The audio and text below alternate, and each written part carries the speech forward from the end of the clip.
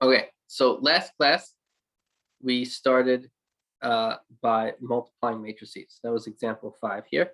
And so we went through the procedure of multiplying two matrices, and it involves finding each individual element of the product matrix one at a time, right?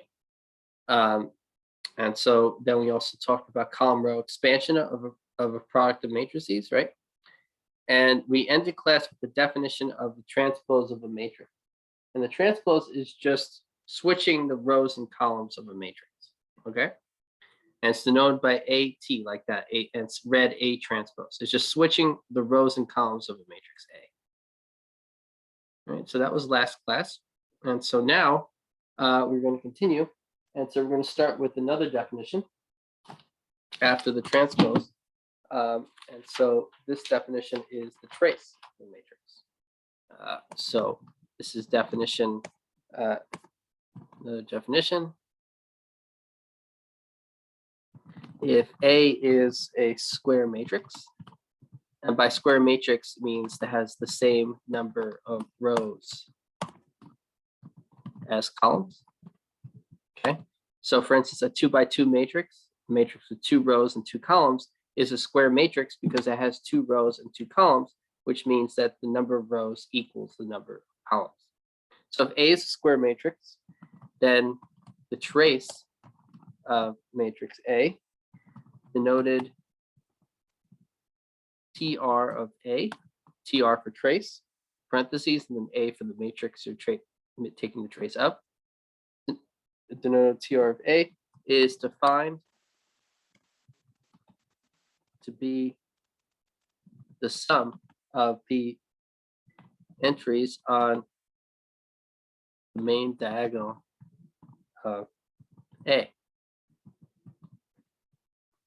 The trace of A is undefined if A is not a square matrix.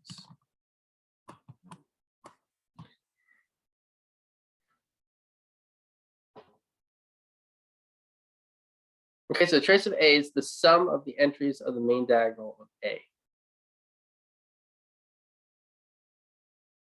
It is the definition of the trace of A. And if A is not a square matrix, then the trace is undefined. Okay, so let's go to the whiteboard.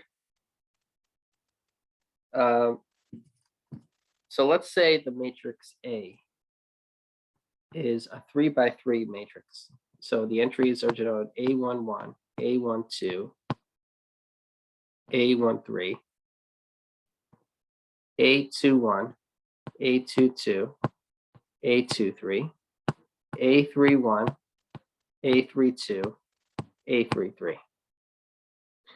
Okay, so then the trace of A is just the sum of the entries on the main diagonal of A.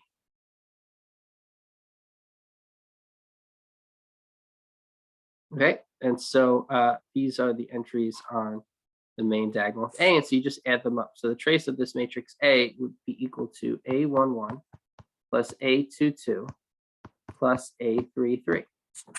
Okay, that's the trace of that matrix A. Very simple. Make sense? Okay, so any questions about that? Okay, next, that's the end of 1.3. This next section is 1.4 on inverses, algebraic properties of matrices. This is theorem 1.4.1, which is on properties of matrix operations. So assuming the size of the matrices are, so Erkan's question is, a 1-to-1 matrix considered square? And the answer is yes, because the number of rows is 1, the number of columns is 1, which means the same. The number of rows and number of columns are the same, so it's a square matrix. You're welcome. Okay, so theorem 1.4.1, properties of matrix operations. Assuming the size of the matrices are such that the indicated operations can be performed, the following rules of matrix arithmetic are valid. Okay, so for part A, we have the A plus B is equal to B plus A. Okay, so that's called, it's saying that addition is commutative, that the order in which you add two matrices doesn't matter. So A plus B equals B plus A. Rule B, the next rule says if you take A and you add B plus C, it's the same as adding B, A plus B first, and then adding C afterwards. And so that's called associative law.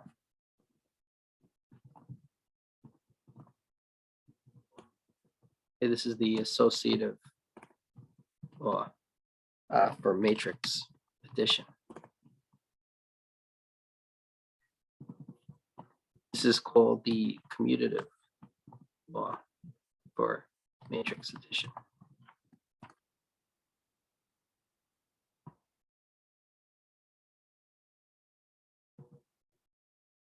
It's lowercase letters. Okay, so that's A and B. The next one is C, and it says that A times BC is equal to ABC. Now, remember, we're using the shorthand for intersection. So this is really saying A intersection parentheses B intersection C is equal to parentheses A intersection B and then intersection C. This is called the associative law.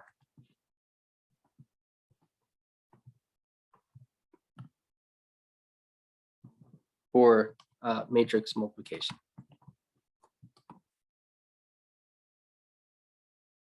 It's the same idea as addition here, except we're applying it.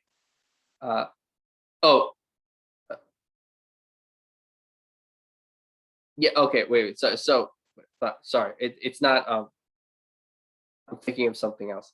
It is multiplication here. So it's A times B times C is equal to A times B times C. So when the letters are next to each other, it does mean multiplication. Sorry. Okay. So D. You have A times B plus C is equal to AB plus AC, and this is the this is left distributivity. Okay, so this is called the left distributive law.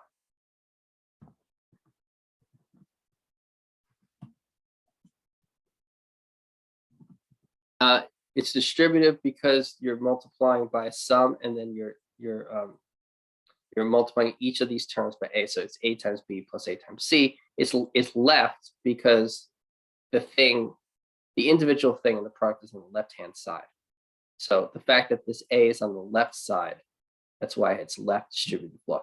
If A was on the right, if it was B plus C times A, then you'd be thinking of a right distributive law. So E, that's what this is. Okay, so if it's B plus C times A, it's equal to BA plus CA. And that is the right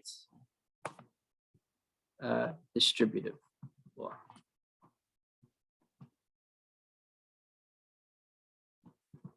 For F is A times B minus C is equal to AB minus AC. And so you can call that another name, but I'm going to stop giving names to everything. So A times B minus C is equal to AB minus AC. G, if you have B minus C and then you multiply it by A, you get BA minus CA. So this follows very similarly to what you would think numbers would do, except there are some exceptions. So you kind of want to look at this list. Most of them. So the little a is a constant. Okay, so you're multiplying a constant by a sum of two matrices. So a constant little a times a sum of matrices B plus C is equal to the little constant a times matrix B plus the little constant a times matrix C. That's also true.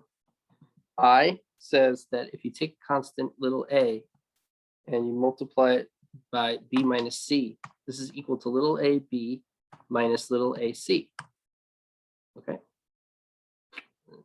Very similar. A lot of these are very similar, just like it's plus and minus instead of plus. This is, if you take this a plus b as constants times c, this is equal to what you think it would be, AC minus BC. And again, capital letters are matrices, lowercase letters are constants. Okay, so we're following that convention that we mentioned in previous classes. Okay, so then if A minus B times C is equal to AC minus BC, L, this is L, says that the constant A times the constant B times matrix C is equal to the product of the constants AB times the matrix C. M says that if you take a constant A and you multiply by the product B times C, matrices B times C, that's equal to constant A times the matrix B times the matrix C, and that's also equal to the matrix B times the constant A times the matrix C. Okay, so we have these rules from A to M. So these are properties of matrix operations. Okay, so these are operations you can do, matrices, right? And relationships between them. Okay. Okay, so we could go through proofs of this, but I think we have a lot of material, so I'm going to just keep going. So we have these. I am going to talk about just what it's saying. So we're assuming the size of the matrices are such that the indicated operations can be performed. That's an assumption, right? So in A, it's the simplest thing to explain. Simplest for A, because if A and B are the same size matrices, you can add them, right? If they're different size matrices, you can't add them. And so rule A is not saying that if you take any two matrices and you add them, it's the same as reversing the order and add them. It's saying that if matrices A and B are the same size and you add them, it doesn't matter the order. Okay, so we're making an assumption on the sizes of the matrices involved in these equations. Now, those assumptions are changing in each equation, right? Because the size of the matrices that we need for the indicated operations to be performed, those restrictions are different for each equation. Equation A, we need all the matrices to be the same size. A and B have to be the same size. In C, we need to be able to multiply B times C, right? In order to multiply two matrices, the matrix on the left, in this case B, the number of columns of matrix B has to be the same as the number of rows of matrix C, right? And so we have that requirement here. Now, when we multiply B times C, the number of rows of BC, which is the number of rows of B, has to be the same. No, I'm sorry. The number of columns of matrix BC, which is the number of columns of C, has to be the same as the number of the number of columns of matrix A has to be the same as the number of rows of matrix BC, which is the number of rows of B. So there are a bunch of conditions we need. We need the sizes to work out. Okay, you've just started learning this, so you may not be able to visualize these relationships and sizes just yet. Once you've done more linear algebra, it should be easier to think of the rows and columns of matrices, the numbers, and how, what you need the size of the matrices to be, right? But just at least understand at this point that these equations depend on the sizes of the matrices involved being the right sizes. Okay. You're not proving this theorem false by saying I have these two matrices, you can't add them, right? So it commutativity is false. We're assuming that the sizes are appropriate so that we can add them. Okay. Okay, so let's look at an example. We're going to go to the whiteboard for that.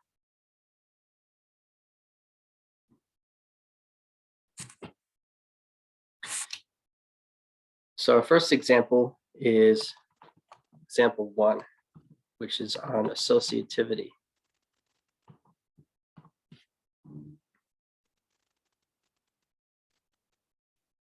of matrix multiplication. So let's just consider a few matrices. So here's matrix A, and it's equal to the matrix 1, 2, 3, 4, 0, 1. It's 3 rows and 2 columns. Okay, this is a 0 here.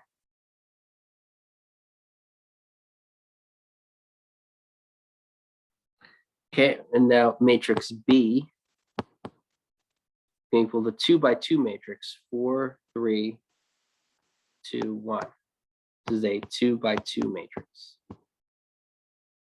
And then we're going to consider the matrix C. And the matrix C is the 2 by 2 matrix, 1, 0, 2, 3.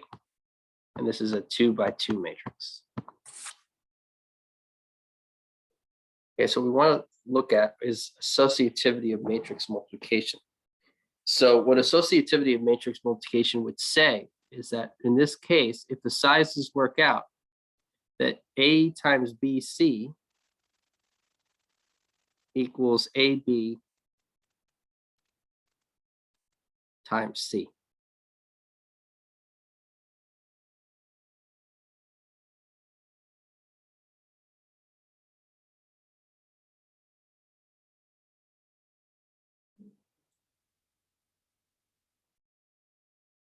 Okay, so that is associativity of matrix multiplication. We want to show this happens.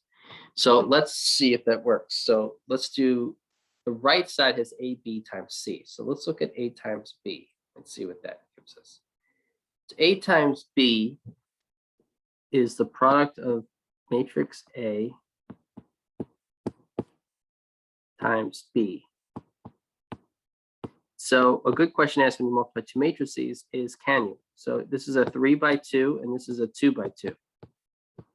Right? Are you allowed to? So the inner entries are the same. And so because the inner entries are both 2, they're the same, you can multiply them. The number of columns of the left matrix is the same as the number of rows of the right matrix. So these two matrices can be multiplied. And the size of the resulting product matrix is given by the outer entries, the 3 and the 2. So the result is a 3 by 2 matrix. So we now have a 3 by 2 resulting matrix. This has 3 rows and 2 columns. Right? And we just find each entry one at a time. So we find each of the 6 entries one at a time. So to do that, for instance, if we want the entry in the first row and first column, you just take the first row of A, the first column of B, and you multiply the corresponding entries in this row and this column, and you add the products together. So it's 1 times 4, which is 4, plus 2 times 2, which is 4. So it's 4 plus 4, which is 8. And so there's an 8 in that there. See that? So this entry is in the first row. It's in the first row, and it's in the first column. First row, first column. It goes from first row, then column. So first row, first column means choose the first row of A and the first column of B, multiply the corresponding matrices. Multiply the corresponding entries, add the products, and get the value you should put there. So 1 times 4 plus 2 times 2 is 4 plus 4, which is 8. And it goes there. Okay, so that's the entry in that spot. Now, if we want to look at the entry in the first row, second column, we want the number here, first row, second column, first row, second column, choose the first row of the first matrix and the second column of the next matrix. Multiply corresponding entries and add the product. So it's 1 times 3, which is 3, plus 2 times 1, which is 2. 3 plus 2 is 5. So a 5 goes there.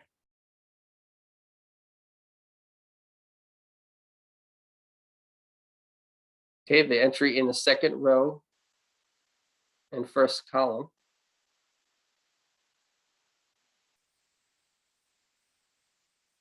So the entry in the second row, first column, second row, first column, second row, first column. Okay, and then you multiply corresponding components, corresponding entries, and you add the products. So 3 times 4 is 12, 4 times 2 is 8, 12 plus 8 is 20. So 20 goes there. And you just repeat this procedure all 6 times. So now the entry here, that's a 20. Then the green entry is a 20. So the brown entry is in the second row, second column.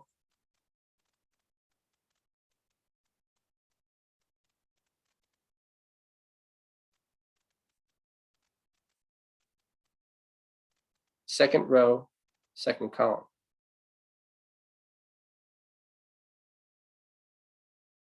Second row, second column. And so you want to choose the second row in the first matrix and the second column in the second matrix. Second row,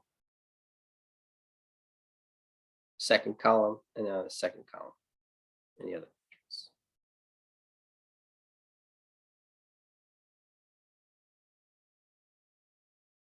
You multiply corresponding components and add the product. So 3 times 3 is 9, 4 times 1 is 4, 9 plus 4 is 13.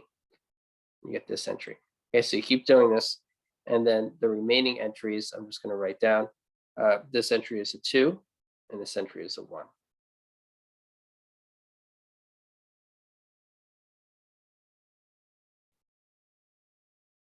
Okay, so AB is that matrix.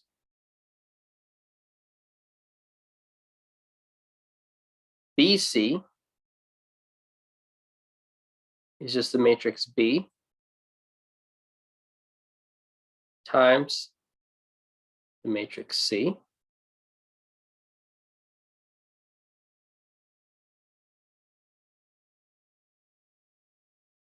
Okay, so you have a 2 by 2 matrix and a 2 by 2 matrix. The inner entries are the same, they're both 2. The outer entries are also both 2. So the resulting matrix is a 2 by 2 matrix. Once you've done this enough times, you'll start to be able to do this very easily. So the first row, first column entry is first row, first column, multiply corresponding components, add the products. 4 times 1 plus 3 times 2. 4 plus 6 is 10. So there's a 10 that goes here. That 10 goes there because it's first row, first column, 4 times 1, 4, plus 3 times 2, 6. 4 plus 6 is 10. That's for this entry here. Okay, now I'm just going to write the other entries. So this entry is a 9, this entry is a 4, and this entry is a 3. Once you get good at this, you can start doing it very fast.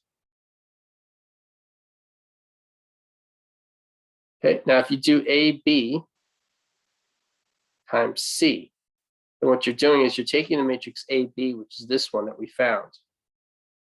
8, 5, 20, 13, 2, 1.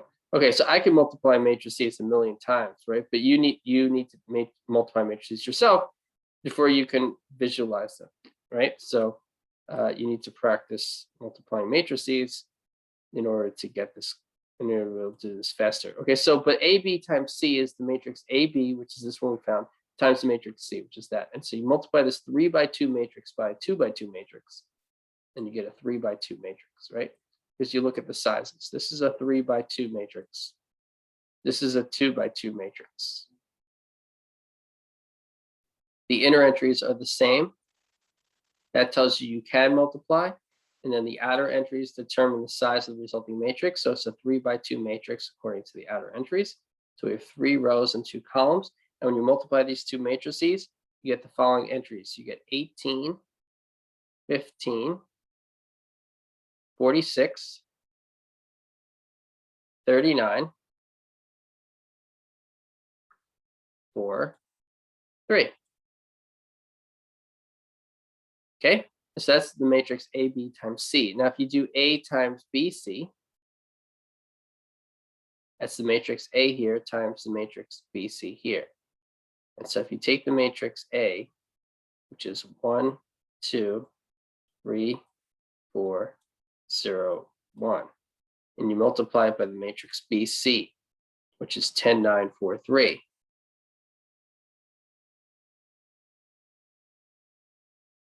then what you get after doing these calculations is 18, 15, 46, 39, 43. So what happened is that AB times C is this matrix, and A times BC was the same matrix. And so AB times C for this A, B, and C was this matrix. And then A times BC was equal to this matrix, and they're the same. These two matrices are the same. So we showed us that A times BC equals AB times C for these matrices A, B, and C. Right? We did not prove it for other matrices. We only proved it specifically for A, B, and C there. But it was really more to just illustrate that the theorem works. Okay, so our last theorem works. As long as the sizes of the matrices are correct, AB times C has to equal A times BC, and it does. Okay, for that A, B, and C. Okay, let's go to any questions? Okay, could you just explain again the last row of the product of AB? Okay, the last row of the product of AB. This one?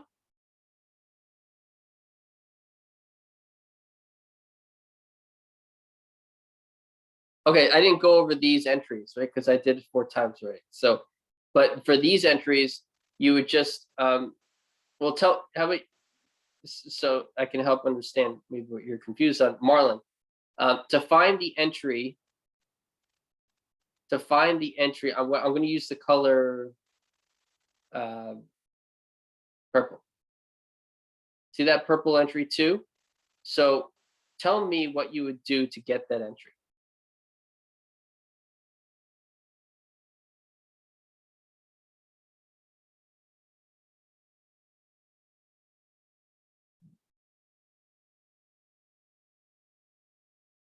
If you could speak out loud, that would be better. This entry 2 is in the 3rd row and 1st column, right? 3rd row and 1st column. So what does that tell you to how you find the value in that entry? If it's in the 3rd row and 1st column. Marlon? Okay, you have to choose the, would, oh yeah? Yeah. Would B need a, I'm not entirely sure actually, because Okay, I know well, that you would have to use the 3rd row of A. good. 3rd row of A, and then which row, what row or column would B? So B would need a 3rd column. Need the what column? A 3rd one. Not Oh no, 3rd, the no. first one. Which, The first. see this entry here? What column on the right? That 2. What column is it in? First column. Right. So which column should we choose in matrix B? The first one. Good. Okay. So it's in the 3rd row and 1st column. So that means we need the 3rd row of A and the 1st column of B. Make sense? Yeah. Okay. It's not because they're named A and B. It's because A is the left matrix and B is the right matrix in the multiplication. But okay. So now that we have this row in A and this column of B, what do you do next? Oh, okay. You get 0 plus 2. Right. You get 0 times 4, which is 0, plus 1 times 2, which is 2, right? Yeah. So you get 0 plus 2, which is 2, and that's it. That makes sense? Yeah. Yeah. Okay. Okay, so now answer this for me. How do you get the last entry in the bottom right most one? Would it be the last row of A and the 2nd column of B? Well, give me the numbers instead of saying Oh, last. Tell me like numbers for the rows and columns. it would be 0 times 3 plus Wait. So this one on the bottom right, what row is it in this matrix? Oh, it's in the last row. Yeah, but what number row is that? 3rd row. Good. Okay, and what column is it? 2nd column. Very good. Okay, 3rd row, 2nd column. Okay, so what row and what column should I choose here? 3rd row from A and 2nd column from B. Very good. Okay, see the numbers correspond with the entry, right? So this entry is in the 3rd row and 2nd column, and so you're choosing the 3rd row of A and the 2nd column of B. Good. Okay, and then what do you do? Multiply 3 and 0, Mhm. and then add that to the product of 1 and 1. Good, and what do you get? 1. See how easy that is, Yeah, okay. right? It's very easy. And Thank then you. that's it. And then that's the answer. Once you get it, it becomes very easy. And once you do these calculations 50, 100 times, it becomes very easy. And you start doing it very fast. Okay. I say 100 because I think you'd actually end up doing it 100 times. Because if you do a matrix, like a 3x2 matrix, that means you did it 6 times. And this class is for 3, 4 months. So, you know, you'll end up doing it at least 100 times, I think. But there you go. Okay. It's just repeating that procedure over and over again. Okay. And there you go. Okay. Any other questions? Okay, good, good. Okay, so you get it. Good. Um, so let's talk about matrix multiplication. So in matrix arithmetic, AB equals BA can fail for 3 possible reasons. So if you look at the rules here, nowhere did I say AB equals BA. I said A plus B equals B plus A, but I did not say A times B equals B times A. And so there are three reasons why this can fail. AB may be defined and BA may not. Okay. So for addition, for instance, if the size of the matrices are the same, you can add A plus B or B plus A, right? So you can either add both A plus B and B plus A, or you can't do either, right? It's not possible that you could do A plus B but not B plus A. Okay. But in matrix multiplication, you could have a size for A and B where you could do A times B, but you can't do B times A. Okay. And so that's one of the reasons why matrix by AB equals BA can fail. Because you could have a size of matrix where A times B makes sense, but BA doesn't. Okay. That's the first reason you don't have commutativity of matrix multiplication. You don't have AB equals BA. So again, I'm just going to write this. If you have A times B here, right? A is, let's say, an M by K matrix. And let's say, as an example, and let's say matrix B is K times R. It does, by N. It doesn't have to be. But let's just say that the number of columns of A is the same as the number of rows of B. Then the resulting matrix needs to be M by N. But if we switch the B and the A, this is what happens. A is M by K. And B is K by N. And so even though A times B made sense because these were the same, now the inner entries are no longer both K. Now for the same matrices, if we reverse the order of the multiplication, we have different inner entries and they need to be the same. So what we need is that for N to equal M, but the question is, does it, right? Does N equal M? If it does, then this works. And if N does not equal M, then this fails. Okay. And so that's one reason why matrix multiplication does not work. The second reason is that AB and BA may both be defined. Okay, so first, they may not be both defined. 2, they could be defined, but they may have different sizes.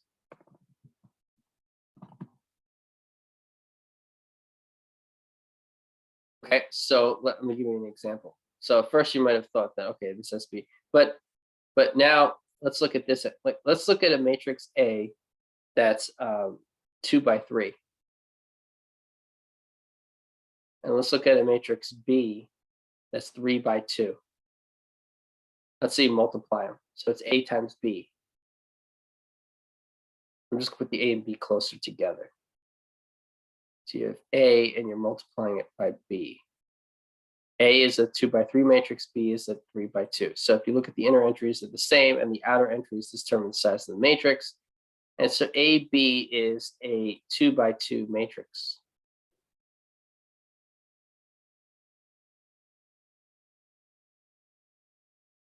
But so face on, I don't know what you mean. You have to solve the bracket and then multiply. I don't know what you mean by that. Okay, but it seems I don't know if you have a question. But okay, so BA, so BA would then be a 3x2 matrix.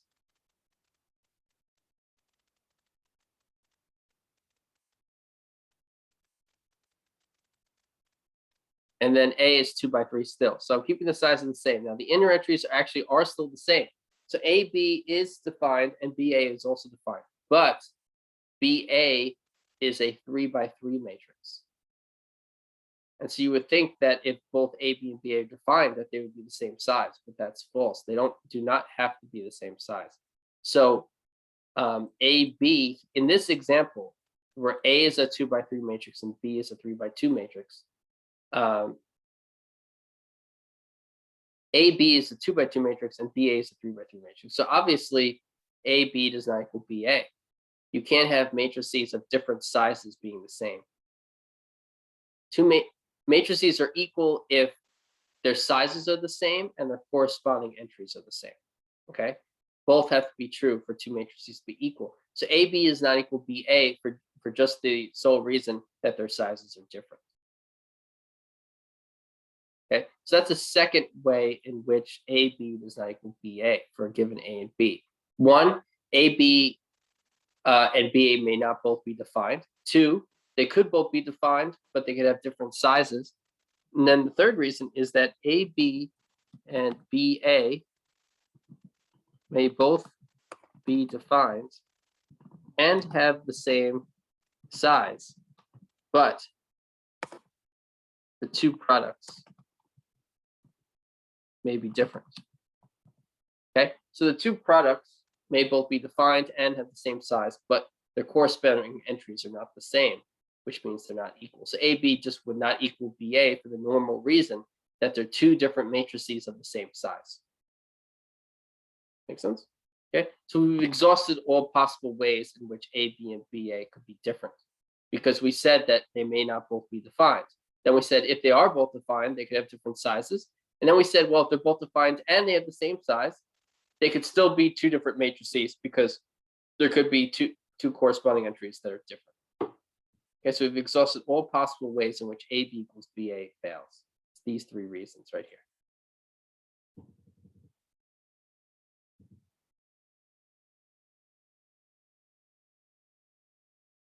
Okay, so we could look at an example of this, and I thought about this. I guess I'll do this example. Okay, so this is example 2.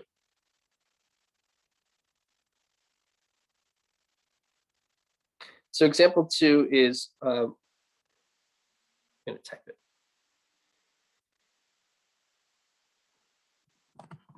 Example 2 is order matters in matrix multiplication. Okay. It's an example of that, a specific example illustrating how order matters. So if A is equal to, and this is going to be the third one. There were 3 ways where AB and BA, AB does not equal BA. The third one said that they're equal in the same size. I mean, AB and BA are defined and in the same size, but their corresponding entries are not the same. They're still not equal. This is going to be the third case of that. Okay, so here's A and here's B. And so we're just going to find A, B, and BA. So if you do A times B, it's matrix A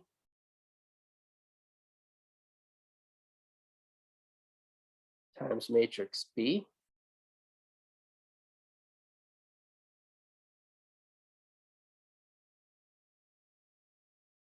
And then you just find each entry. So this entry would be, if you're doing in your head, you would get this is -1. You would get that this is -2. You would get that this entry is 11, and you get that this entry is 4. So -1, -2, 11, 4. And then if you do BA, you get the matrix 1, 2, 3, 0 times the matrix A, -1, 0, 2, 3. And so then this is equal to a 2 by 2 matrix. So you just take the right rows and columns, multiply the corresponding entries, add products to get, and do that for each entry. So you get the 3, you get 6, get -3, and you get 0.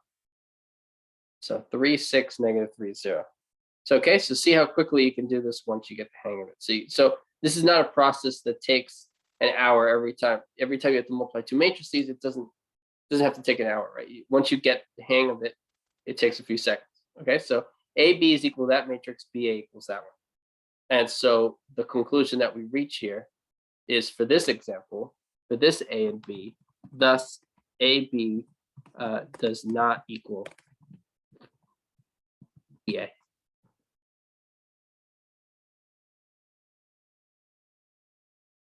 Oops, there we go. Thus AB does not equal BA. Okay, or AB does not equal BA. All right. Any questions?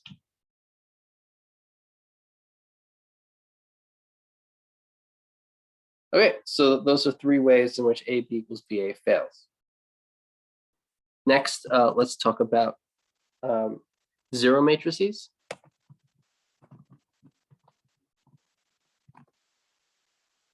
Okay, definition. A matrix whose entries are all zero is called a zero matrix. Okay, so some examples are, so there are infinitely many examples of zero matrices. It's unlike numbers where there's only one number, zero. There are infinitely many zero matrices. So for instance, the matrix with one row and one column with a zero in it is a zero matrix. Another zero matrix is a 2 by 2 matrix where all the entries are zero. Okay, that's another possibility. But there's infinitely many. Then you could have another one with 2 rows, 4 columns. So 2 rows, 3 columns. And so you have 0, 0, 0, 0, 0, 0. So these are 3 examples of zero matrices. And the examples continue. You could have a zero matrix that you could have a zero matrix of any size you want. And so, for instance, you could have a 4 by 1 zero matrix, which is just a column vector. You could have a column vector, which is a zero matrix, which is a column, just a single column of all zeros. And so these are some examples. For any given size, there are infinitely many zero matrices, but for any given size matrix, any given fixed size matrix, there's exactly one zero matrix, right? So if you thought of all the 3 by 7 matrices, there's only one zero matrix among them. The only 3 by 7 matrix, which all the entries are zero. Okay, but there are infinitely many different sizes of matrices because you can have 1 row, 2 row, 3 row, 4 row, and so forth. You have 1 column, 2 column, 3 columns, and so forth. You have a choice of each. There's infinitely many ways to do that, and so you have infinitely many zero matrices. So we will denote a zero matrix by the number 0, unless it is important to specify the size, in which case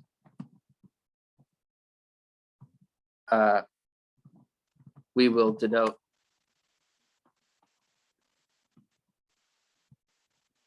the m by n matrix.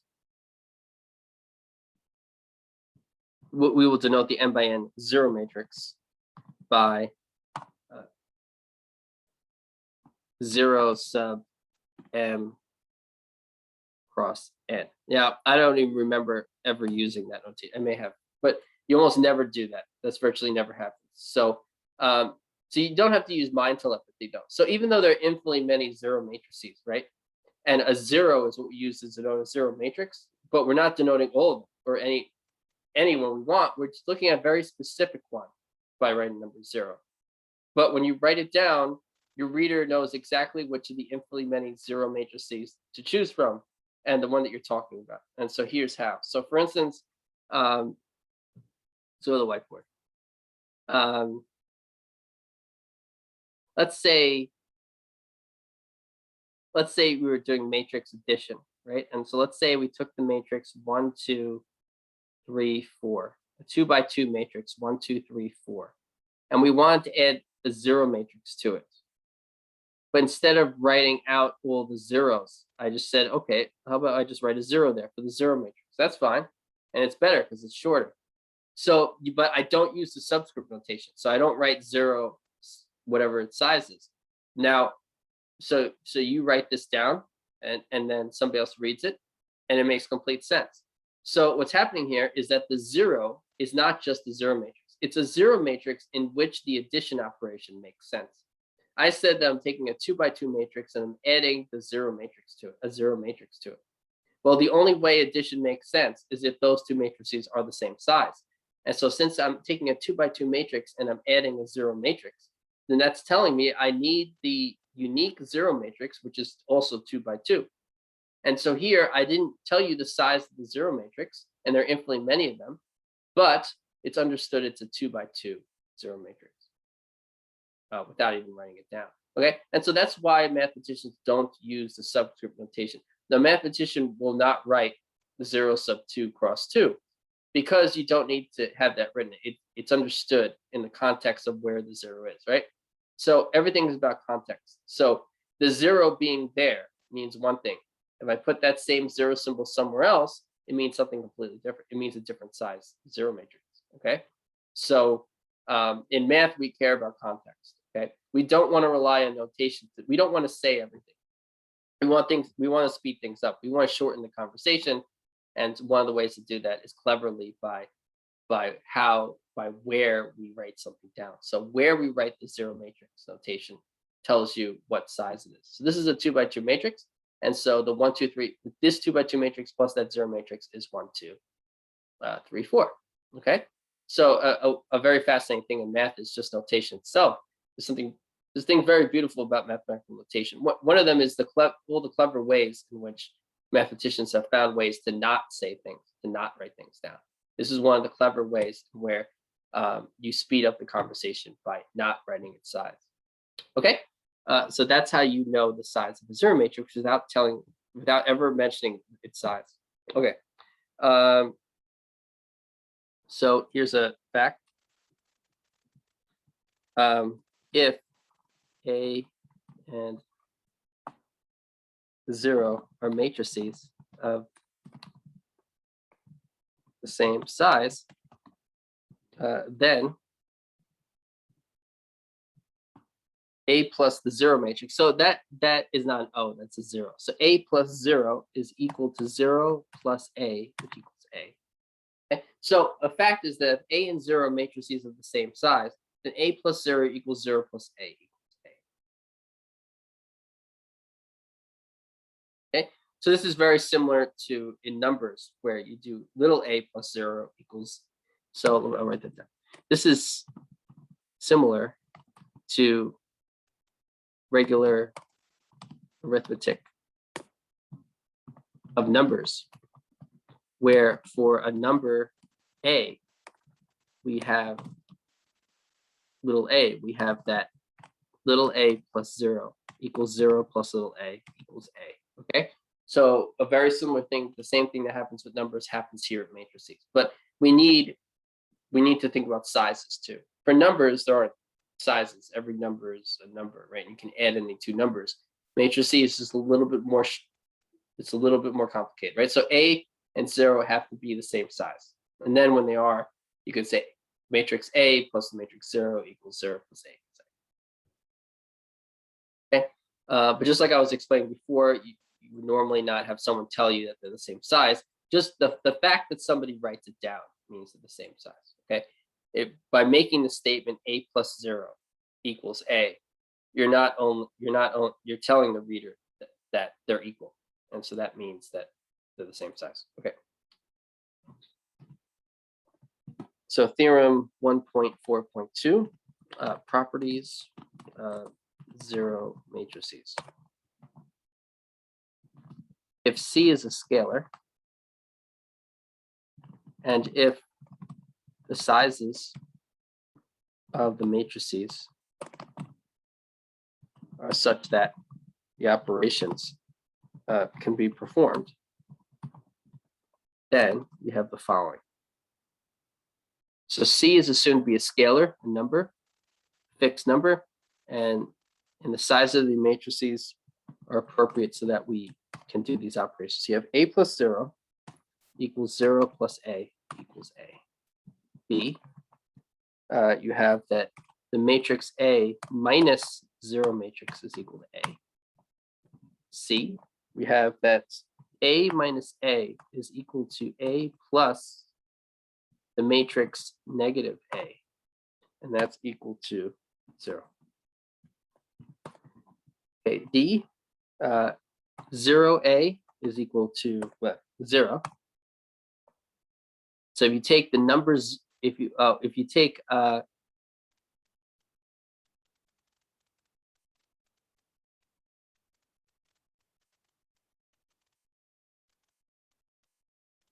okay, so no, we're talking about the 0.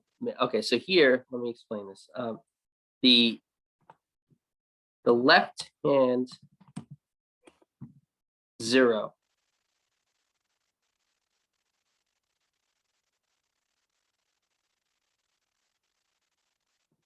both are true, to be honest. Both things are true. You could either say that 0 is a number, in which case 0A does equal the 0 matrix of the same size as A, or you could say that 0 is a matrix that can be multiplied by A, and then you get the resulting 0 matrix. Let me go to the whiteboard. So the D says 0A equals A. So for instance, if you have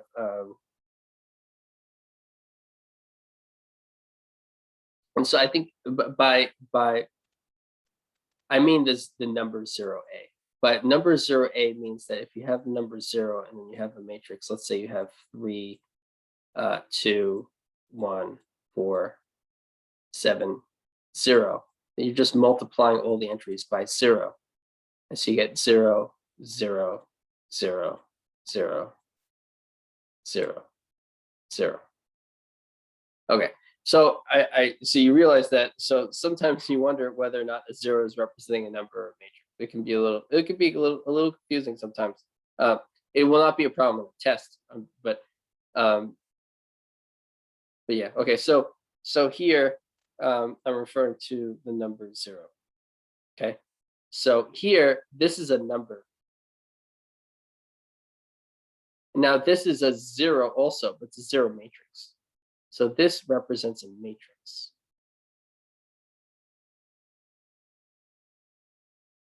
Right? So 0A equals 0. That 0 on the left is a number, and the 0 on the right is a matrix. All right, so that can happen. So isn't that interesting? So for 0A equals 0, this 0 is a number, and that 0 is a matrix. Okay. Now, so I guess to be specific, you might tell the reader that's a number somehow, right? But like if this was in the context of something else, then that might be easy to see from what happened before. So for instance, if you had like 3 minus 3 times A, and the next step was 0A, then 0 is a number, but then that would equal 0, the matrix 0. See that? So what's happening here is that what I'm saying is that this is 0, the number, and that's 0, the matrix. Okay, so again, context matters. So here, this 0 depends on this, and then this 0 would need context from something else. So in a math problem or something, you might have an earlier step in this explaining what this is. All right, so the 3 minus 3 times A would explain that 0. And then once that 0 is explained, that explains that 0. Okay, it's kind of a moving forward. Yeah, so see, okay, so you find out the meaning of each 0, 1 at a time sometimes. Okay, and they don't have to all be the same. E. If CA is equal to 0, then C is equal to 0, or A is equal to 0. Okay, so that might be easy to believe. If you have a constant times a matrix and it's equal to a 0 matrix, that's a 0 matrix from its context. Then the only way that can happen is if either that constant is 0 or if the matrix, that implies that either the constant is 0 or the matrix is 0. Okay, so those 5 things are true. Now, these 2 laws fail in matrix arithmetic.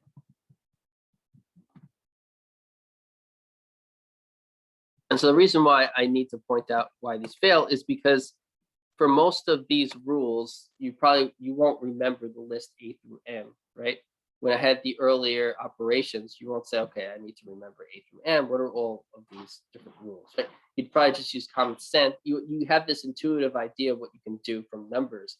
That's really probably what you would use most of the time. But I need to point out 2 things that you would think would work because in numbers they work.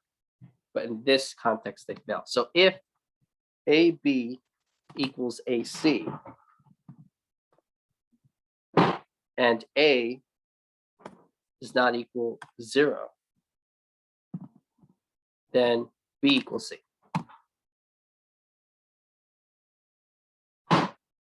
That fails. That's not necessarily true. In numbers, that does happen usually. For normal numbers, this works. You can get more complicated, but in numbers, if you had, let's say 4 times 7, you had 4 times 7 is equal to 4 times 8, right? Here, the A is the 4. Equals. An X here.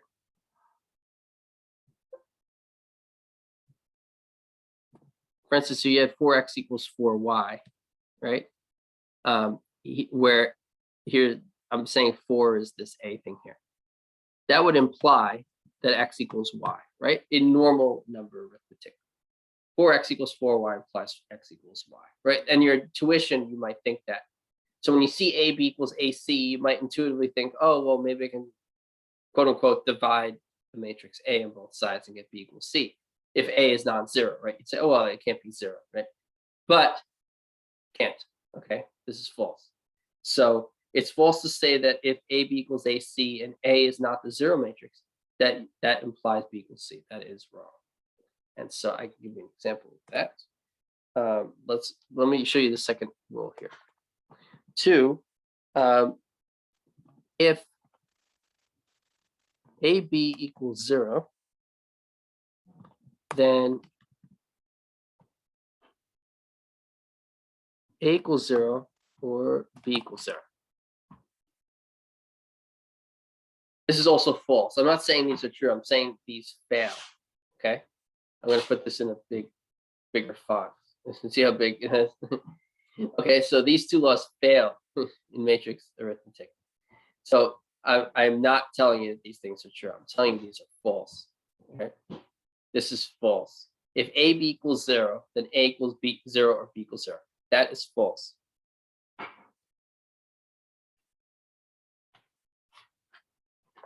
Okay, now let me go to the whiteboard.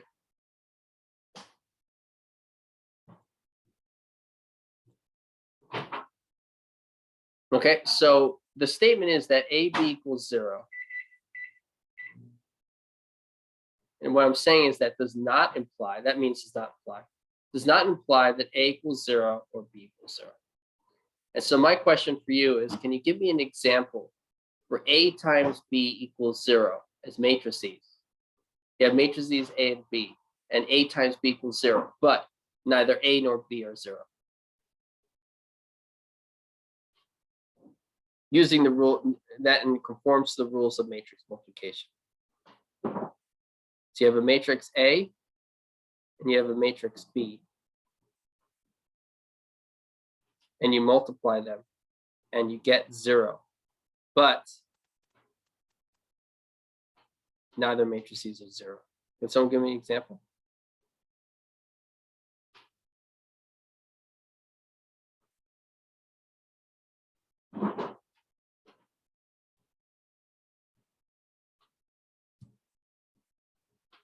All right, I'll help you out. So let's say we stick with 2 by 2 matrices. Let's say we have this matrix where the entries are 0, 0, 0, 1. Almost every entry is a 0, except this last one is a 1. And then let's choose this one, 1, 0, 0, 0. So almost every entry is a 0 except for this top left one, the first row, first column. And here's the second row, second column. Well, if you multiply these 2 matrices, just follow the procedure. First row and first column, you get a 0. First row, second column, 0. Second row, first column. So if you choose the second row and first column, you see 2 1s there, but it's 0 times 1 plus 1 times 0. So that's also 0.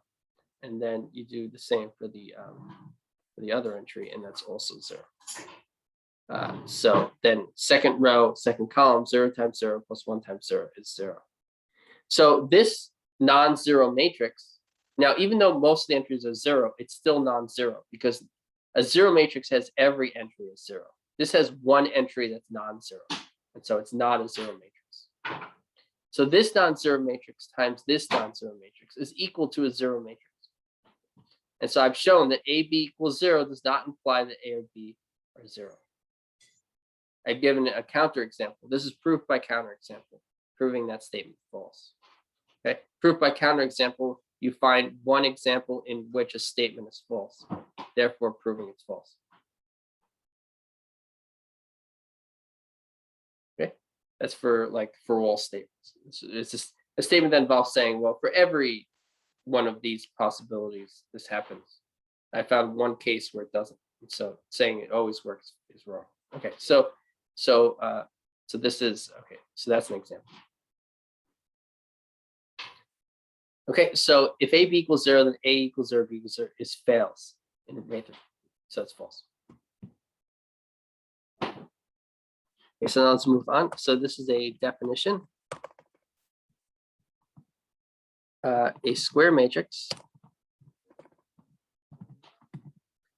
with 1s on the main diagonal and 0s elsewhere is called an identity matrix. So a square matrix with 1s on the main diagonal and 0s elsewhere is called an identity matrix.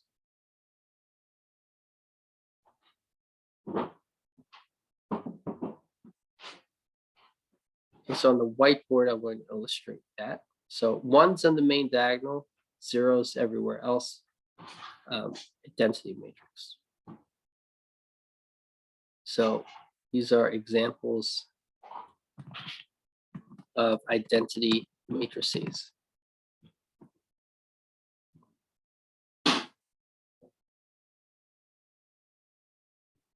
So one example is this one, 1, 0, 0, 1. The main diagonal is in purple here. And all the entries on the main diagonal are 1, and then everything else is 0. So this is an example of an identity matrix.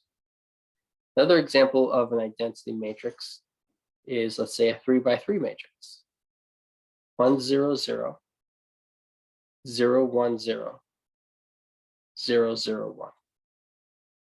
On the main diagonal, all the entries are 1, and everywhere else it's 0. So that's another identity matrix. Right, so this is a 2 by 2 identity matrix. There's only one identity matrix for any given size. So if you looked at all 2 by 2 matrices, there's exactly one identity matrix. This is a 3 by 3 matrix. Okay, and see that we have square matrices here, right? In the definition, it said a square matrix. You can only consider square matrices for identity matrices. It has the same number of rows as columns. Okay, and you can keep going. One other example is the 1 by 1 matrix. Just a 1, okay? So if a 1, I usually try to include the weird examples too. This is the only weird example here. For a 1 by 1 matrix, what is the main diagonal? The main diagonal is the only entry in the 1 by 1. That's the main diagonal. So in a 1 by 1 matrix, where you have a 1 in there, that is a square matrix. That is an identity matrix. The main diagonal is that one entry. It's a 1, and everywhere else is 0 because there are no other entries. So it's true vacuously that every other entry is 0 because there are no other entries. Okay.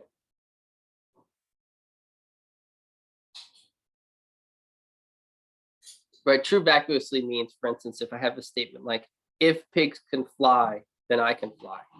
That's true because pigs can't fly and they've never flown. And so if pigs fly, then I can fly is perfectly fine because nowhere will you go and see pigs fly and then see me not flying. Right? You'll not say, oh, okay, I see a pig flying in the sky, but I see Mike can't fly, so it's false. So that never happens. And so the fact that there are no other entries in this matrix other than an entry in the main diagonal means I can say whatever I want about entries off the main diagonal of this matrix because they don't exist. Okay, but specifically the statement says 0 everywhere else, and that's true. Factors. Okay.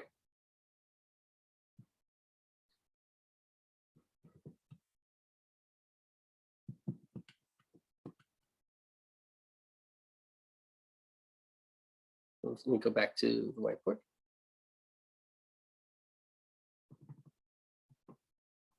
An identity matrix is denoted by the letter. An identity matrix is denoted by the letter I. I sub n denotes the n by n identity matrix.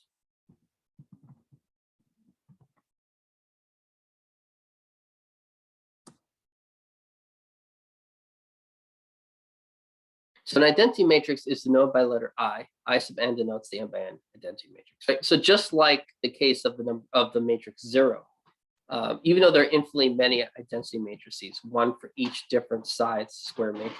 So there's one 1 by 1 identity matrix. There's one 2 by 2 identity matrix. There's one 3 by 3 identity matrix. There's one 4 by 4 identity matrix, and so forth. So you see where I'm going. There's infinitely many different identity matrices, one for each different size square matrix.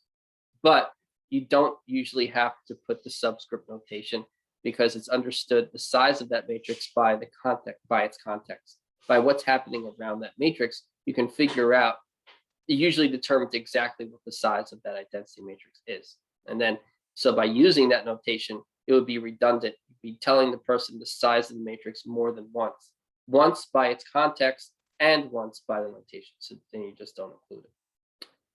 Okay. So let's look at, so then let's look at if you take a times I sub 3. Okay, I'm using the subscript notation. So if you have A11, A12, A13, A21, A22, A23. These are the entries of a 2 by 3 matrix A. And then I sub 3 is the 3 by 3 identity matrix. So you have 1, 0, 0, 0, 1, 0, 0, 0, 1. Okay, so if you multiply those two matrices, you want to find out what the size of the resulting matrix is. You have a 2 by 3 matrix here, and you have a 3 by 3 matrix there. So if you multiply these two matrices, the inner entries are the same. And so the outer matrices determine the size of the resulting product matrix. And so it's a 2 by 3 matrix. 2 rows for that 2 and 3 columns for that 3. So you have a 2 by 3 resulting product matrix. Okay, so now you just multiply the way you normally would. Let's say for the first entry, let's say for the top left the entry in the first row and first column, you want to know what would go there. And you would just choose the first row of this matrix and the first column of this matrix, multiply corresponding entries and add the products. And the sum of products would be the entry in that spot. So you do A11 times 1 plus A12 times 0 plus A13 times 0. And so if you take the sum of those products is A11. A11 goes there. That makes sense? And so you keep doing that, and you get the other entries. So for instance, for the next spot, if you take the first row and second column, this is A12. If you take the first row and third column, you get A13. If you take the second row and first column, you get A21. You get the second row, second column, you get A22. And if the second row and third column, you have to get A23.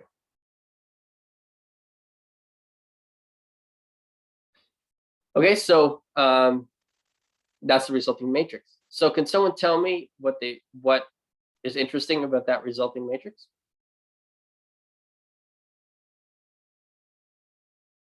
What is that matrix? What is the matrix we got? What was the final resulting 2x3 matrix? Yeah, Erkan, thank you. Erkan, right, it's the same as A. It is A. It is A. That is A. That's the matrix A. It's not a bigger A. So that would be the actual identity matrix, right? What would be the identity matrix? When we're multiplying the 3x3 array. This is and so when you say it's not the is not the, right? The word the denotes that there's only one. So ironically, when you're talking about an identity matrix, you usually would say an identity matrix. Oh, I may have sorry. said that myself, but it's an identity matrix technically. Okay, Oh, so okay, got it. makes sense. So there are infinitely many identity matrices. This is the 3x3 identity matrix. Oh, got it. Understood. Thank you. You're welcome. I think you're asking me about the uniqueness of it. It's the 3x3 identity matrix. It's an identity matrix. Okay. So what we said here is that AI sub 3 is equal to A. And so what happens is that when you multiply by an identity matrix, what you get is the same original matrix. So a matrix times an appropriate size identity matrix is equal to that original matrix, A. And we could change the sizes of A and I, and we'd still get the result A times I is equal to A.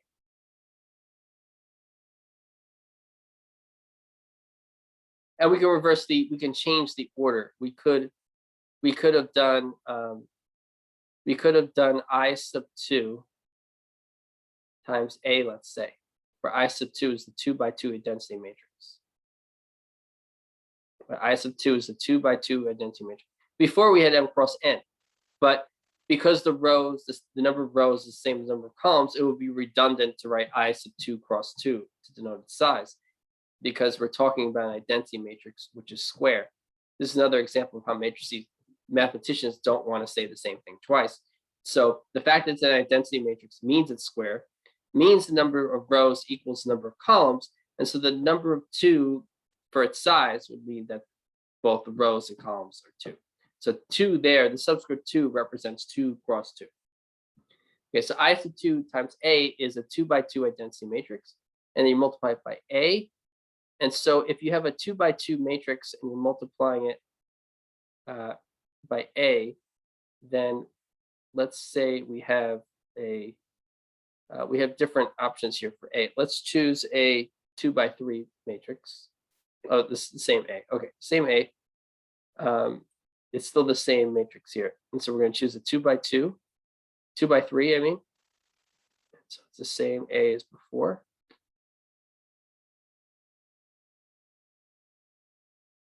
And so this is different than your intuition. Your intuition, well, it's different in a way you may not expect the results. Okay, so you take I sub 2 multiplied by A, and so the result, you're going to get a Oh, wait, never mind. There's nothing unexpected about it. Sorry, I was thinking something else. Okay, so this is still 2 by 3. If you multiply it out, you get A again. Okay, fine. It's good. It's still the matrix A. Okay, and I'm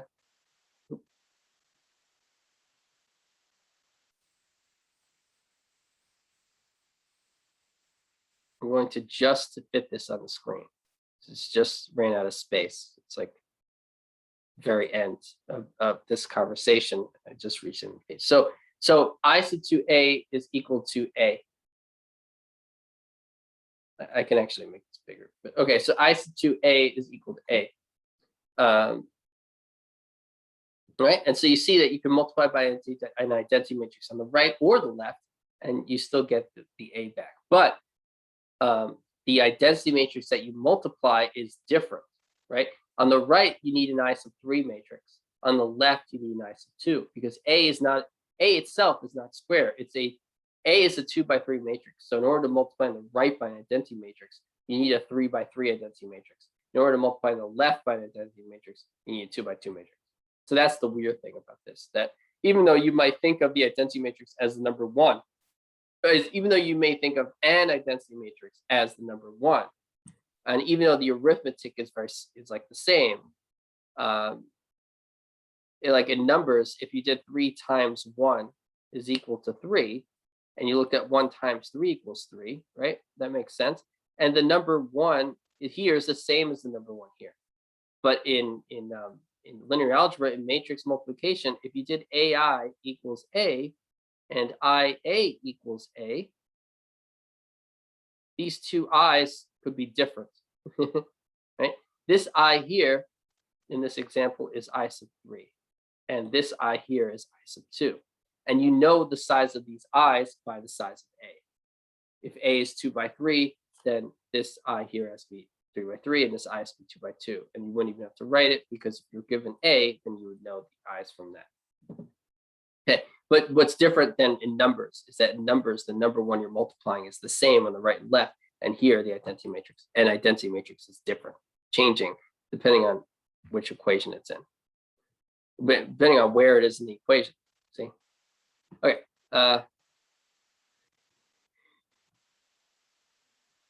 Okay, good. So that's that. So here's a statement, important statement. If A is any n by n matrix, then A I sub n is equal to A, and I sub m A is equal to A.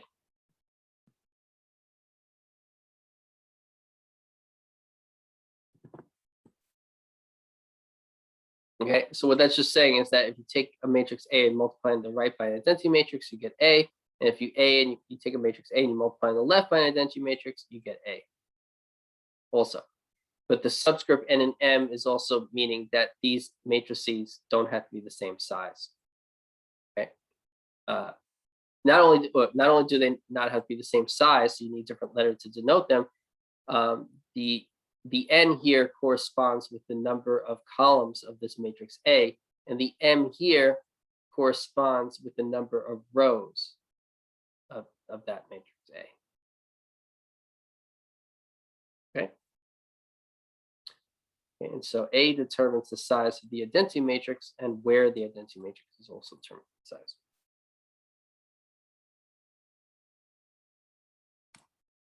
Okay, and note, the matrix I plays the same role. Let me say a matrix I plays the same role in matrix arithmetic that the number 1 plays in the numerical equation. 1A is equal to A1 equals A. Sorry, A1 equals 1A equals A.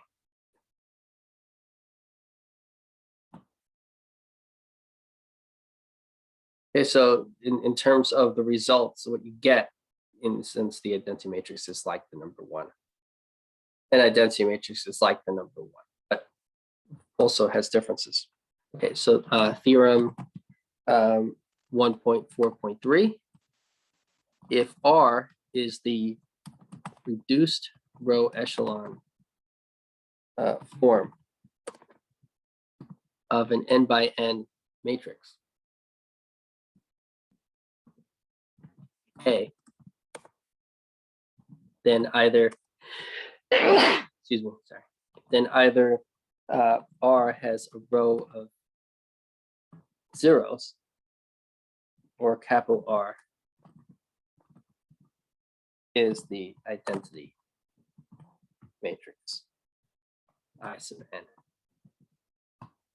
Okay, so this is theorem 1.4.3.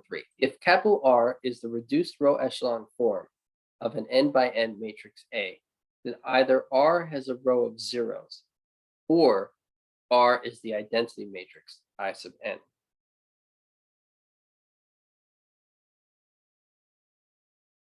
Okay, this is the theorem.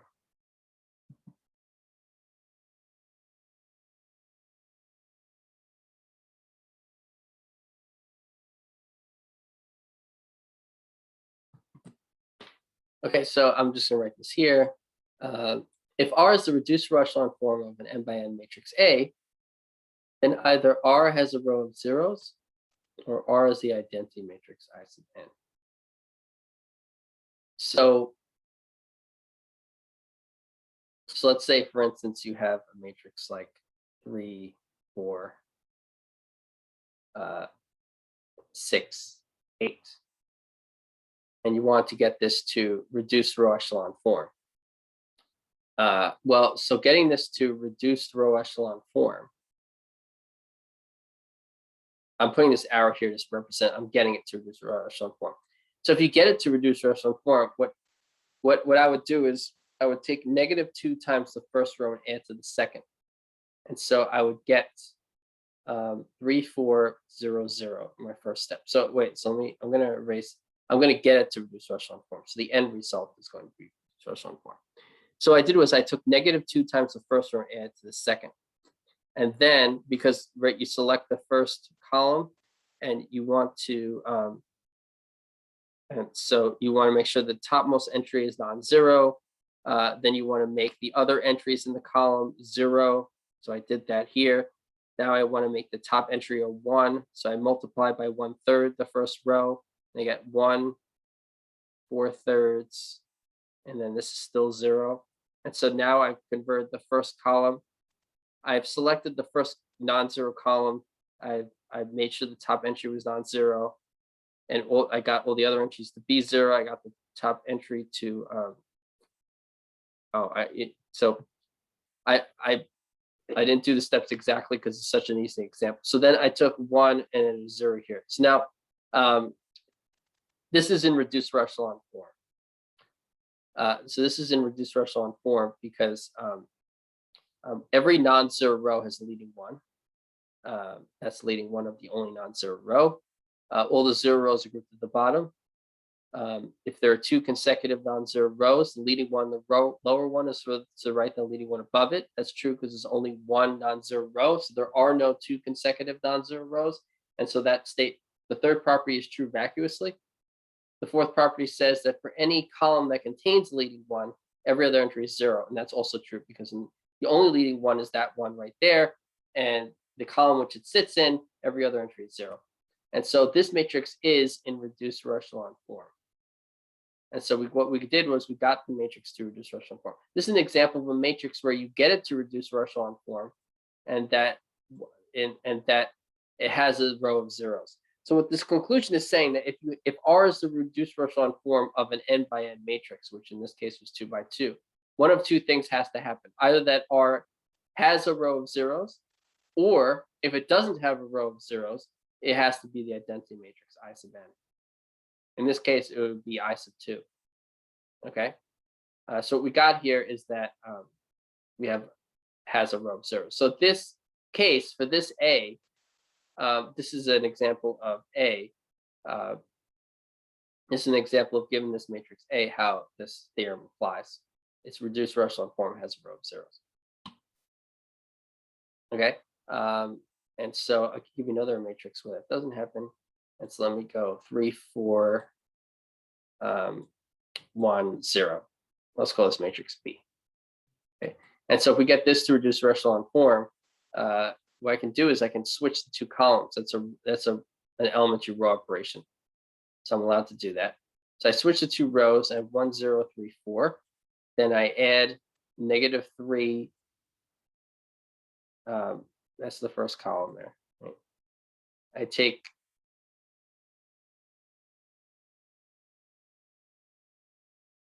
I just want to illustrate this example. Okay, and then so then you take -3 times the first row and add to the second.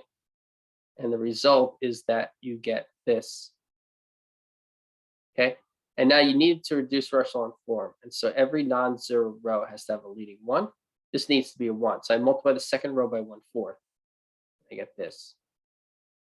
This is an example of starting with the matrix, and then when you get it to its unique reduced echelon form, you get in the identity matrix for that size. The identity matrix they're referring to is I sub n, because you're dealing with an n by n matrix A. So the n by n part here determines the n in the I sub n there. So we started with a 2 by 2 matrix here, which means that when we got this in the one of two possibilities where R is the identity matrix, it has to be the 2 by 2 identity matrix. It has to be I sub 2. The n is the 2. 2 by 2, I sub 2. Make sense? Okay, so that's what this theorem is saying. Given any matrix, when you get it to its reduced echelon form, matrix R either has at least one row of zeros, or if it doesn't, then it's an identity matrix. Okay. That's what this theorem is saying.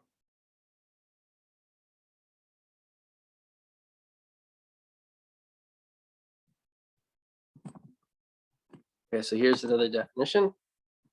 If A is a square matrix, and if a matrix B of the same size can be found such that AB equals BA equals the identity matrix I.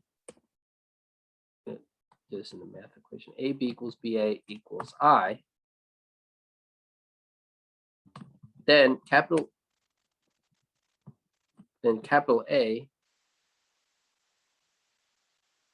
I'm going to move this here so you can see it. Then capital A is said to be invertible or non-singular. And capital B is called an inverse of A. If no such matrix can be found, then capital A is said to be singular. Okay. Usually you just say invertible or non-invertible. So then A is said to be non-invertible. It's said to be non-invertible or singular.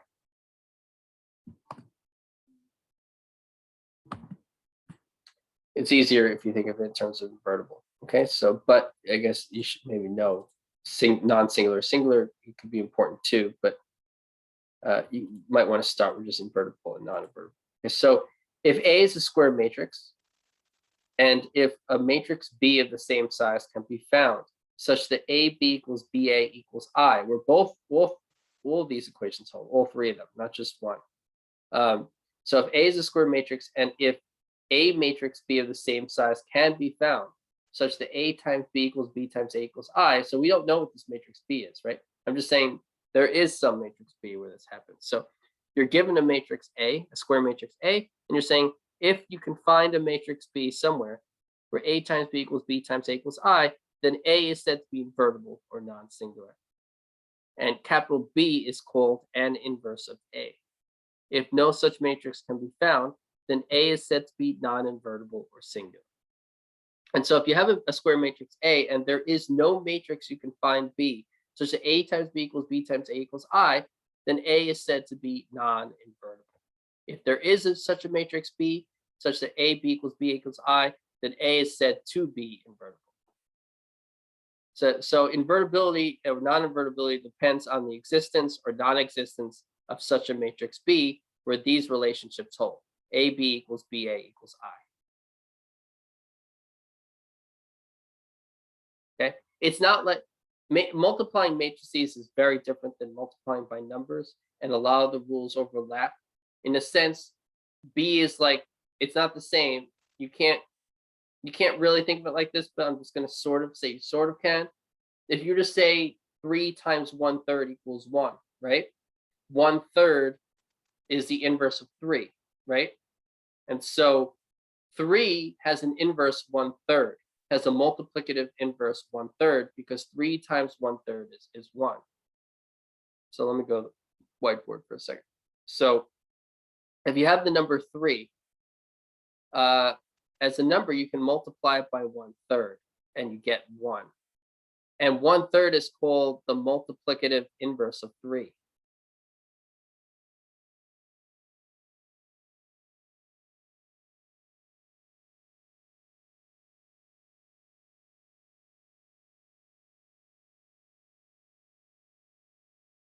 Okay, so 3 times 1/3 is 1, and 1/3 is the multiplicative inverse of 3. And it depends on the operation, right? Each operation is different one. So for instance, 3 plus -3 is 0. And so the -3 is the additive inverse. But maybe I shouldn't think of that because there's a 0 here. I think that might be more confusing. Let's stick with the 1. Let's stick with multiplication and the 1. So 3 times 1/3 is 1. And the 1/3 is the multiplicative inverse of 3. In matrices, when A times B, which equals B times A, equals 1, then B is multiplicative, is an inverse of A.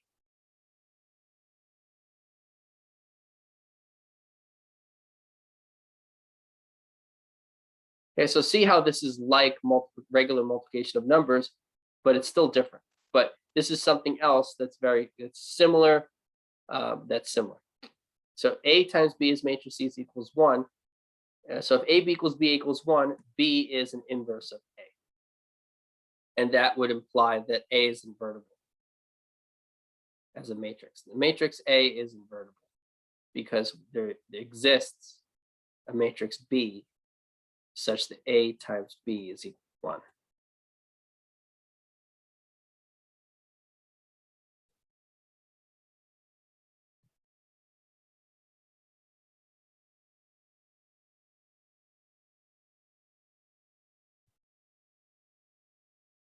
Okay, so that in a sense is how this is related to number multiplication and how invertibility makes sense.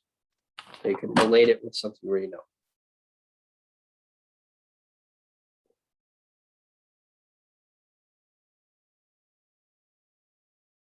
Okay, so let me make a remark. I think I'm going to do that on the whiteboard. So my remark is that A is invertible. Actually,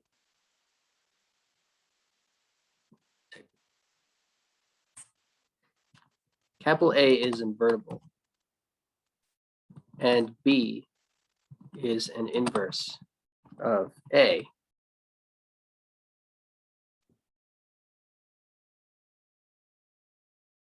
Implies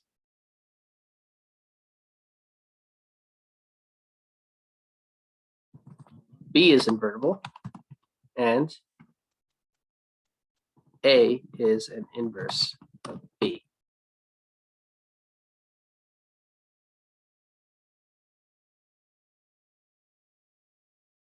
I'm just gonna draw this arrow. I'll just leave it there. Okay, so A is invertible. A is invertible and B is an inverse of A implies that B is invertible and and A is an inverse of B. So why is that true? Because if A is invertible and B is an inverse of A, what that tells you is that A times B equals B times A equals I, right? And B is an inverse of A, right? A is invertible, so there exists such a matrix, and B is an inverse of A. So AB equals B equals I. Now, because that's true, you see now that ironically, B is invertible. By the definition of what it means for A to be invertible, if you think about it, that's also saying B is invertible, because saying A is invertible means you can multiply on the right by a matrix and get I, and multiply on the left by the same matrix and also get I. But what's happening with B? B is a matrix where you can multiply on the right by A and get I, and multiply on the left by A and get I also. And so that implies that B is invertible and that A is an inverse of B. See that? And so you only need one direct thing here, but I'm just doing this in between so you see how this happens. This statement implies these two equations, and these two equations imply that statement. Okay, and so this observation, this remark that A is invertible and B is an inverse of A implies that B is invertible and A is an inverse of B. That observation remark leads us to this conclusion. Thus, when AB equals BA equals I, we can say that A and B are inverses of one another.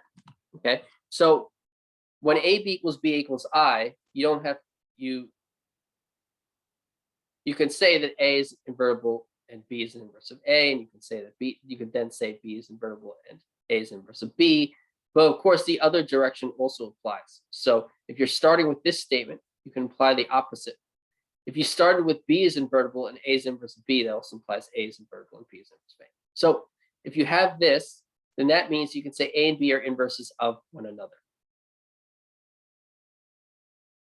Okay, you could say one is the inverse of the other, or you could say the first is the inverse of the second, or the second is an inverse of the first. But you could also say they're just inverses of each other. You can't get a case where A is an inverse of B and B is an inverse of C and then something else, right? They have to be inverses of each other.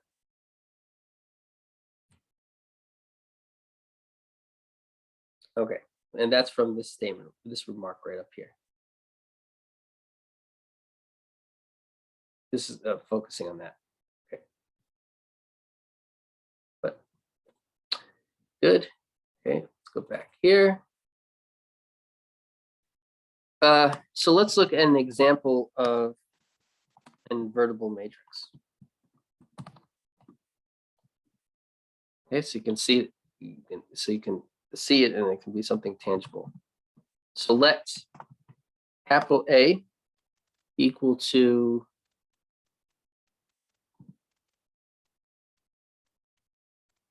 this 2 by 2 matrix. 2, -5, -1, and 3. And let the matrix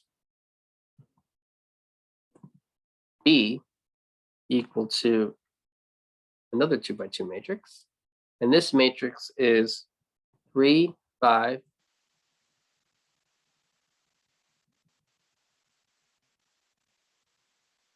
1, 2.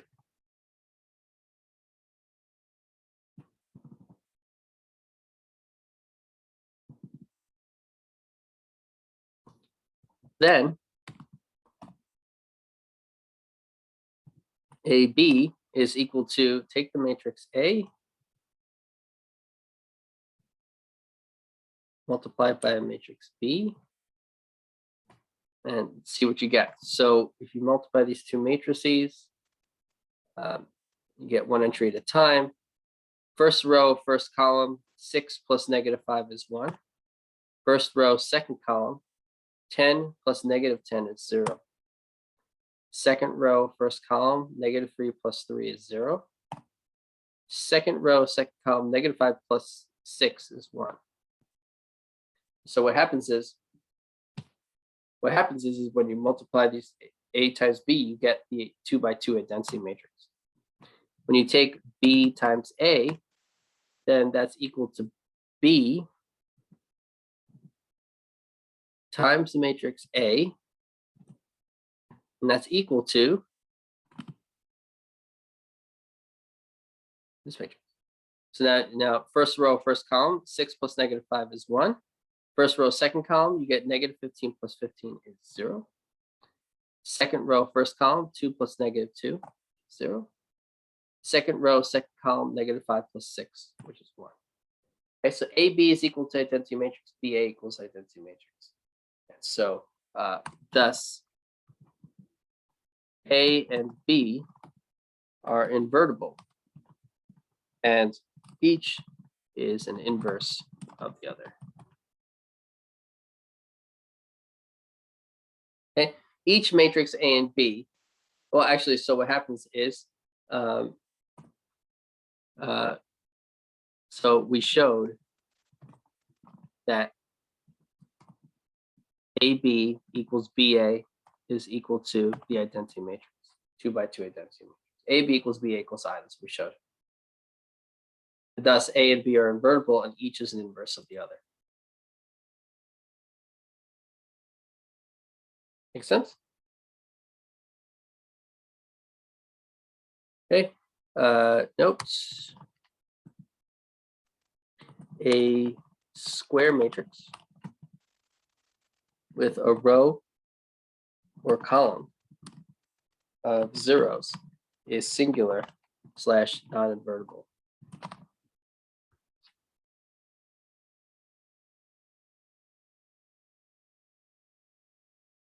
Okay, so once you have a matrix with a row or column of zeros, then it is not invertible. There's no way to multiply it by a matrix on the left or right to get the identity matrix. To get an identity matrix.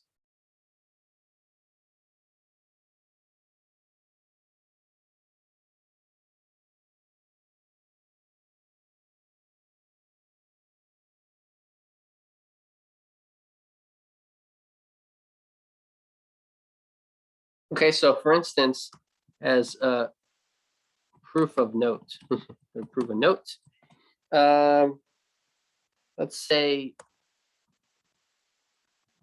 so let's start with a matrix capital A that is a square matrix,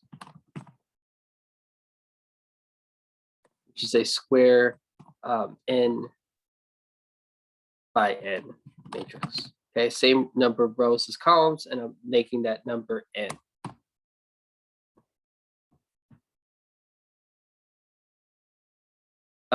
So then I want to show there's no matrix B in which BA equals 0. Okay, so assume also that the matrix capital A has a column of zeros. Okay, and let C1, C2, ... Cn denote the n columns of A. Then for any appropriately sized matrix B, so that the matrix multiplication works out, we get that B times A has to equal, well, B times A, remember, so A, we're saying it has a column, we're assuming here it has a column of zeros.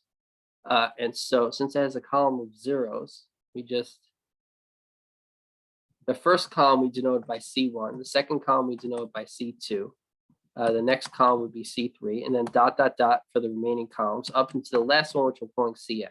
One of those columns is 0. Okay, and so since one of those columns is 0, B times A, which is B times A partitioned by columns, we showed earlier that you can determine it column by column by saying that you can determine the resulting matrix column by column, where the first column is BC1, the next column is BC2, the next column is BC3, then dot dot dot, continuing that pattern until the last column, which is BC sub n. So you see, if one of the columns of A is a 0 column, that means that one of the columns of BA is also 0.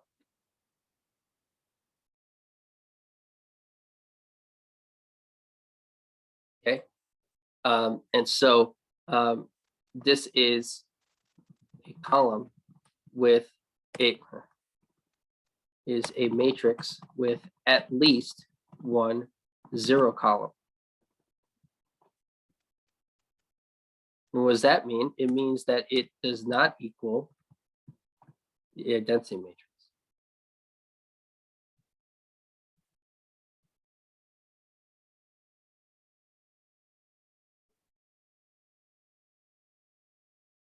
Oh wait, sorry. So that means that good. Sorry. So that equals a matrix with at least one 0 column. And so that means it does not equal the identity matrix. The identity matrix has ones on the main diagonal.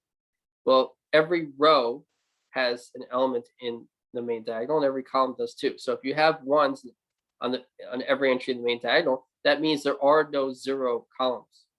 And so having a matrix, since BA has at least one 0 column, that means it can't be the identity matrix, which is a matrix that has no 0 columns. Okay, so what I showed is that if you assume A has a column of zeros, then BA has to have a column of zeros, which means BA cannot be a density. And so there's no way to multiply A on the left by a matrix B and get I if A has a column of zeros. If A has a row of zeros,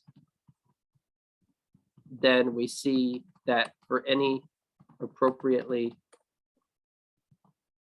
sized matrix B, reusing notation, we get that A times B is equal to, so here though, I'm going to now think of the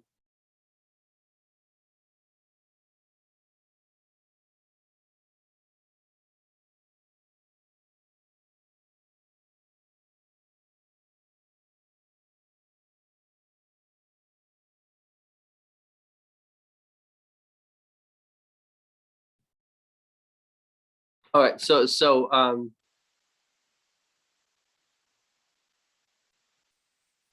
yeah, okay, so then there's just a similar equation to that.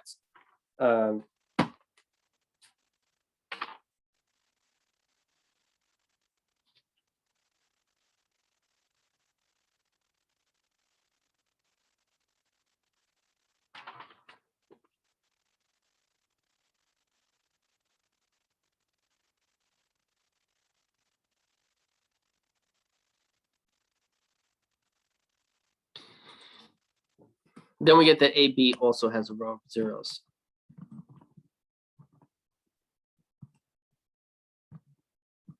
And that means that AB is not the identity matrix.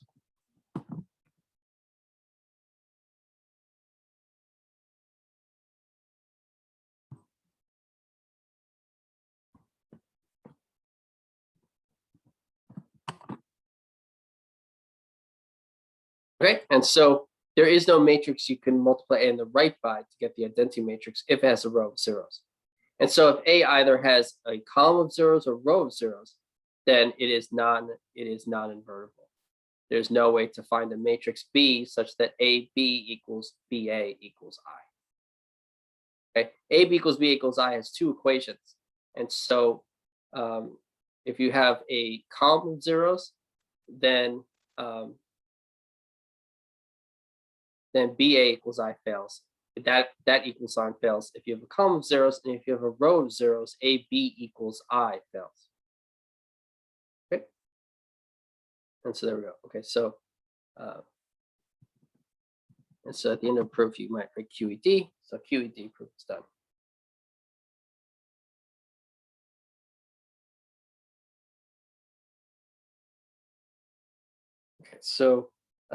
Okay, so class is now done.